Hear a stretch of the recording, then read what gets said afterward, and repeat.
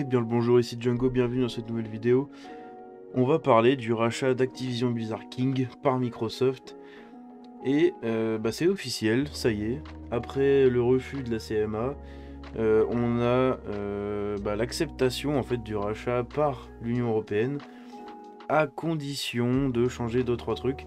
Mais ils ont quand même déposé leur verdict et au final ils sont d'accord pour l'achat. Et ça c'est quand même assez historique du coup. L'heure est venue pour Microsoft et Activision. Le verdict de la Commission européenne vient tout juste de tomber et l'organisme européen de régulation de la concurrence approuve le rachat. La Commission estime que les engagements de Microsoft apporteront des avantages considérables pour la concurrence. Et moi je pense que je suis d'accord avec eux. En fait, parce que pour une chose bête, le fait que Microsoft ait tous les jeux d'Activision Blizzard King, ça va faire peur à Sony et à Nintendo, mais bon, Nintendo ils ont quand même leur place à côté. Mais ça va surtout faire peur à Sony qui va devoir se sortir les doigts 2 fois plus maintenant pour pouvoir conquérir de nouveaux joueurs et fidéliser les nouveaux joueurs. Enfin, les nouveaux joueurs, même les joueurs actifs. Hein. Donc non, c'est vraiment. Pour moi, c'est un excellent rachat en fait pour moi. L'Europe valide le rachat d'Activision. Enfin, une bonne nouvelle pour Xbox.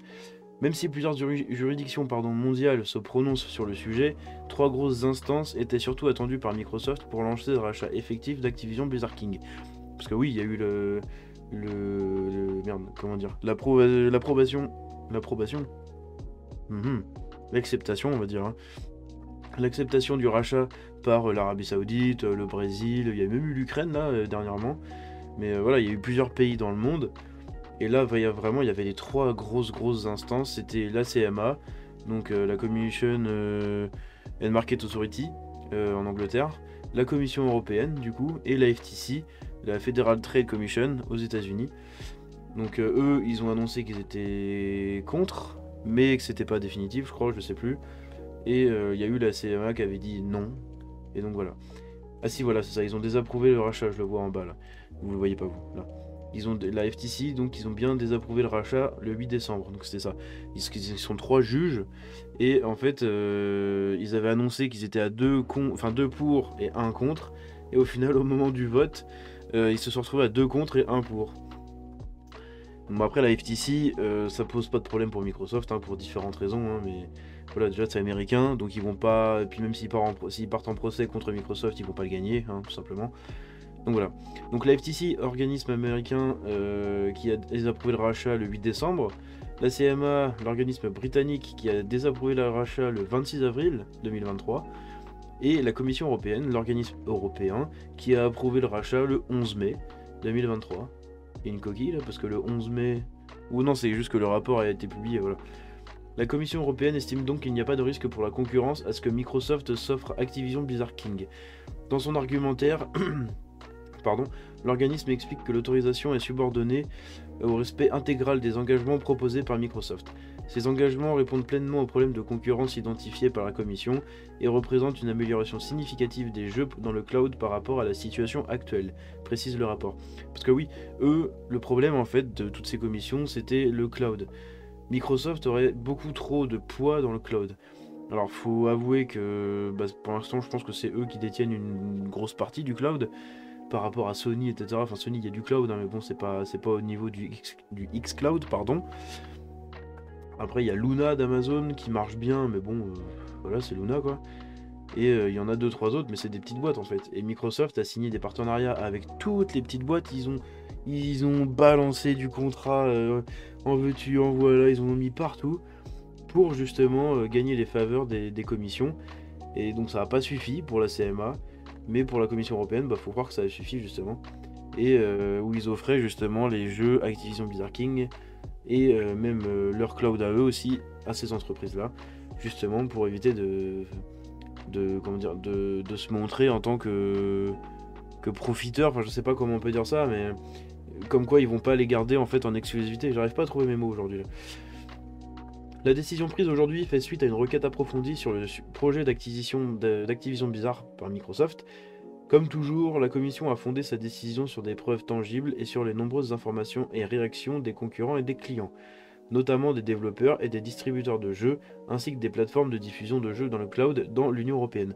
Moi, il y a un truc qui me pose problème à chaque fois dans ces trucs-là, c'est qu'on ne demande jamais l'avis aux principaux concernés, les joueurs. jamais on leur demande leur avis. On demande toujours l'avis aux développeurs, aux distributeurs, aux concurrents, hein, donc les constructeurs, les éditeurs et tout, mais on demande jamais aux joueurs s'ils sont d'accord, s'ils sont pour ou pas. Là, je pense que la CMA, à la base, ils avaient demandé l'avis à des gens. Je sais pas où ça a été du coup, mais je pense que les gens sont d'accord en fait. À part bon, les fanboys qui font la garde des consoles là, contre Microsoft et tout. Moi je m'en fous, j'ai les deux consoles. J'utilise aussi bien l'une que l'autre en fait. Moi ce que je kiffe c'est le jeu vidéo, c'est pas Xbox, c'est pas PlayStation en particulier. Voilà, chacun a ses affinités, ses préférences. Mon compte principal il est sur PlayStation, mais parce qu'il y a les exclus et que moi c'est plus mon style de jeu, c'est tout. Mais là vous pouvez voir que Starfield, quand il va sortir, moi la PlayStation je vais la zapper quoi, hein. Maintenant j'achète mes jeux là où c'est le plus avantageux pour moi. Si c'est plus avantageux de l'acheter sur Xbox, bah je vais l'acheter sur Xbox et je vais jouer sur Xbox. Si c'est plus avantageux de l'acheter sur Play 5, je vais jouer sur Play 5 et je vais le platiner. Parce que bah, sur Play 5 j'ai mon petit rituel de platiner les jeux. Mais j'ai déjà joué à beaucoup de jeux récents sur la Xbox sans ça quoi. Bref. Donc voilà, en fait, c'était ça le problème, c'était surtout au niveau du cloud. L'Union Européenne détaille les concessions de Microsoft afin de remédier aux problèmes de concurrence soulevés par la Commission sur le marché de la distribution des jeux pour PC et consoles par les services de streaming de jeux en cloud. Microsoft a proposé des engagements globaux suivants en matière de licence pour une durée de 10 ans, c'est ce qui était déjà fait à la base. Une licence gratuite est accordée aux consommateurs de l'espace économique européen, leur permettant de diffuser en streaming et en utilisant le service de streaming de jeux cloud de leur choix tous les jeux actuels et futurs d'Activision Blizzard pour PC et console pour lesquels ils disposent d'une licence. Voilà. En gros, on n'est pas obligé de jouer à Call of sur le xCloud par exemple. On sera pas obligé de jouer à Diablo sur le xCloud. On aura le droit, enfin il faut qu'ils garantissent le droit de jouer à Diablo sur le cloud d'un concurrent par exemple. Voilà. Une licence gratuite correspondante accordée aux fournisseurs de services de streaming de jeux en cloud afin de permettre aux joueurs basés dans l'espace économique européen du coup de diffuser en streaming tous les jeux d'Activision Blizzard pour PC et console. Ils ont oublié Activision Blizzard King. Ces engagements remédient pleinement aux problèmes de concurrence soulevés par la Commission et représentent une nette amélioration pour le streaming de jeux en cloud par rapport à la situation actuelle. Ça va le développer le cloud, ça va le développer. Pour l'instant c'est quand même... c'est mou le cloud, hein. Tout le monde ne peut pas jouer en cloud, hein. À moins d'habiter dans des grosses villes, mais bon la majorité des joueurs habitent pas dans les grosses villes, donc ils habitent partout, mais il y a beaucoup plus de campagnards et de gens qui ont une connexion on va dire basique que de gens qui ont la fibre avec 2 gigas quoi. Ils permettront à des millions de consommateurs de l'espace économique européen de diffuser en streaming les jeux d'Activision en utilisant n'importe quel service de jeu en cloud, donc ça comme on a dit au-dessus. En outre, la disponibilité des jeux populaires d'Activision, Call of Duty, pour tous les services de streaming de jeux en cloud à des fins de streaming, simulera le développement de cette technologie dynamique dans l'espace économique européen. En fin de compte, les engagements apporteront des avantages considérables pour la concurrence et les consommateurs en mettant les jeux d'Activision à la disposition de nouvelles plateformes, dont des acteurs de plus petite taille de l'Union Européenne et en les rendant accessibles à plus d'appareils qu'auparavant. Et il me semble qu'il y a Ultra, je crois, c'est comme ça que ça s'appelle, c'est un service de cloud français, hein, Cocorico, et ils ont eu un contrat justement par Amazon, hein, c'est encore une des nombreuses boîtes qu'on a eu un. Et ils pourront du coup utiliser leur service pour jouer au jeu quoi. Compte tenu des réactions du marché, la commission a conclu que l'acquisition envisagée, telle que modifiée par les engagements, ne poserait plus de problème de concurrence et apporterait en fin de compte des avantages considérables pour la concurrence et les consommateurs. La décision de la commission est subordonnée au respect intégral des engagements contractés. Sous la supervision de la commission, un mandataire indépendant sera chargé de contrôler leur mise en œuvre. Évidemment, faut que quelqu'un surveille quand même que ce soit bien fait.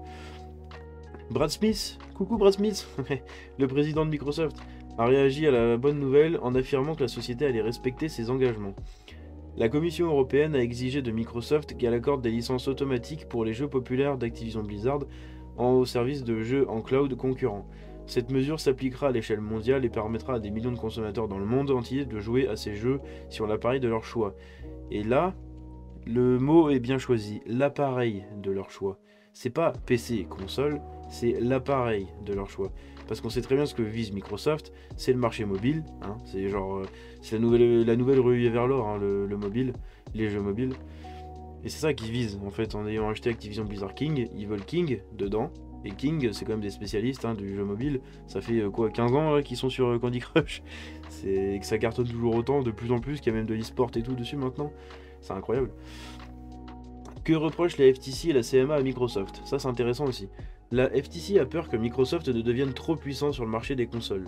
Aux États-Unis, bon, ils rattraperont jamais Sony. Ils rattraperont jamais Sony, évidemment.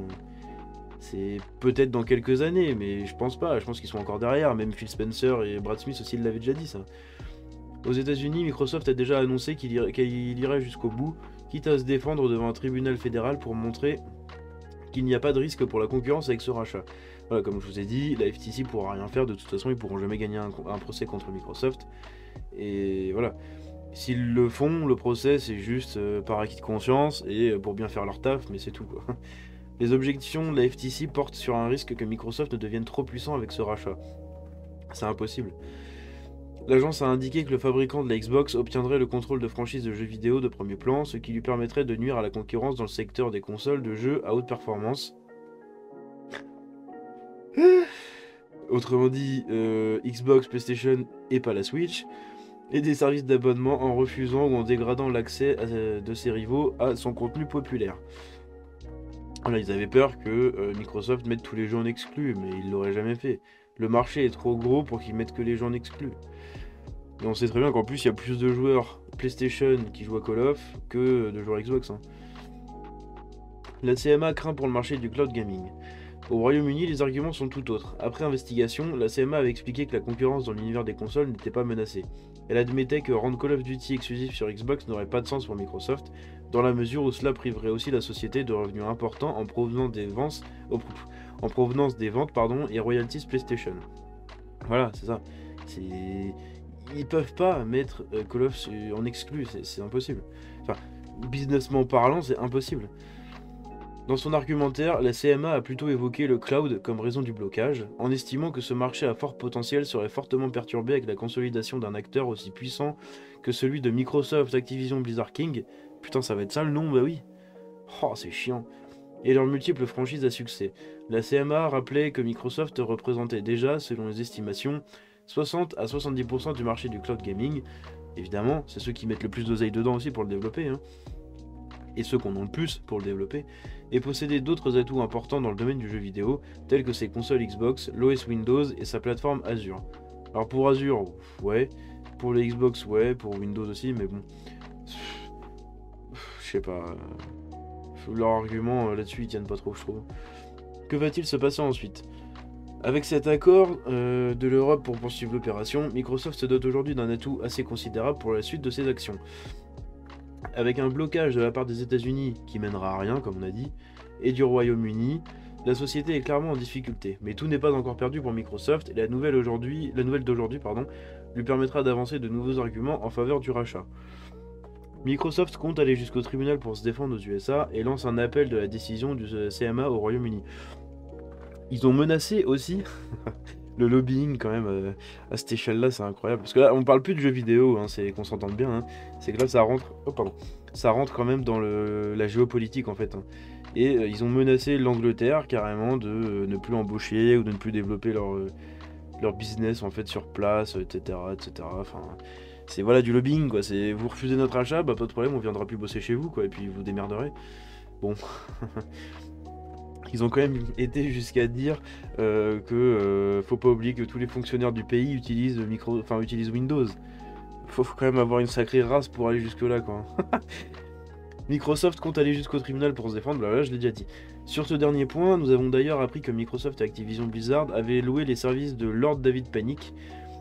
Il s'appelle Panic. Vous savez que c'était un avocat vachement top level en Angleterre, mais j'avais pas fait gaffe qu'il s'appelait Panic, c'est marrant.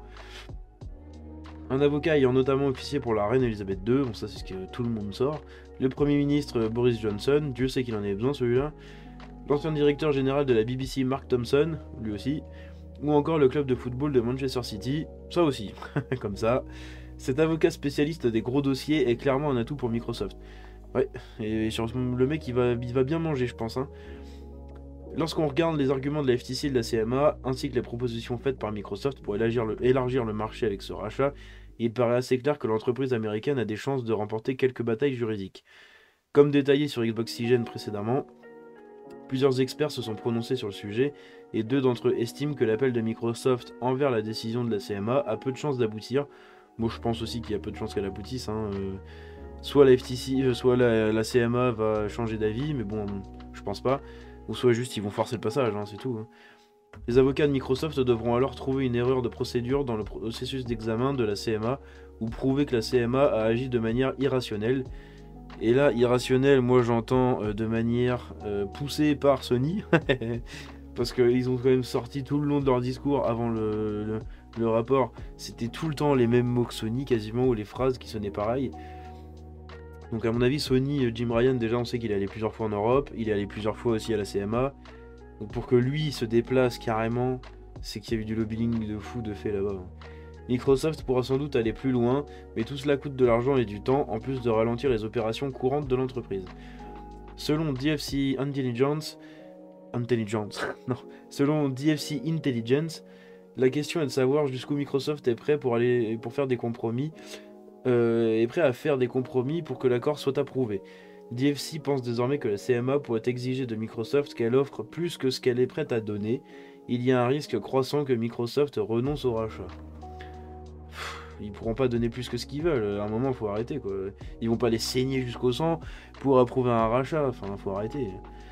Si Microsoft juge être allé suffisamment loin sans réussir à convaincre davantage, la société pourrait alors abandonner le rachat et se pencher sur d'autres acquisitions pour continuer sa quête de jeux exclusifs pour fournir son catalogue, et notamment l'abonnement Game Pass. Moi, je pense pas. Je pense pas qu'ils vont abandonner le rachat, parce qu'on sait très bien qu'il y a eu une clause dans le rachat où s'ils abandonnent, ils vont devoir donner 5 milliards à Activision. Or, on sait que si le rachat se fait, tout le board d'Activision, ils vont toucher un espèce de magot qui est complètement incroyable. Coucou Bobby Kotick, hein, tête de mort, tu ferais mieux de t'en aller, mais bon, tu vas rester jusque-là, jusqu'au bout quand même, hein. Tu vas prendre ton chèque, t'es pas trop con, j'aurais fait la même.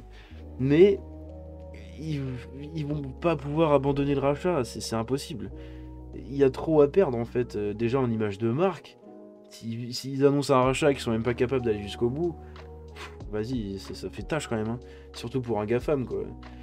Donc voilà, on va bien voir ce que ça donne, mais dans tous les cas, il y a eu l'accord de la Commission européenne, et ça fait plaisir, parce que ça peut relancer un peu la machine, quoi.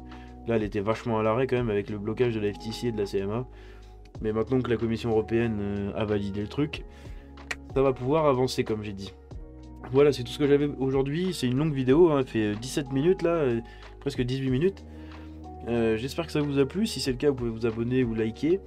Et me suivre sur Twitter, hein, tous les réseaux tous les liens sont dans la description, pardon. J'arrive plus à parler, ça y est, c'est la fin. Sur ce, je vous dis à bientôt, c'était Django. Ciao.